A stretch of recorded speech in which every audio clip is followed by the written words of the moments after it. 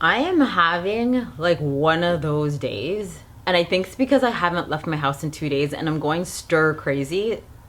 And I also have a kid too who hasn't left the house in 2 days, so I'm pretty sure Kyler's going stir crazy. Anyways, this is the second time filming this video because I forgot to turn on my mic. Hey, what's up y'all? It's me, Jenny here. Today is Quick Tip Monday and I've got a quick tip for you. So my quick tip is this. Before you apply your makeup, you actually have to let your skin breathe and absorb all the skincare products and vitamins and minerals that you put on it for 15 minutes. That is 1-5.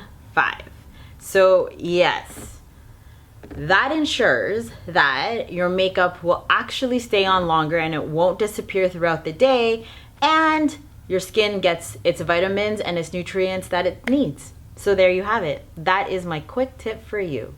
Please don't forget to like, comment, subscribe all down below, or you can catch me on all my social media, which is right here. That's at kiss.jennie. That's spelled kiss.jennie, Jenny with an IE. Or if you want to catch me in my last video, click right here. Or if you want to subscribe, just click on my face right here.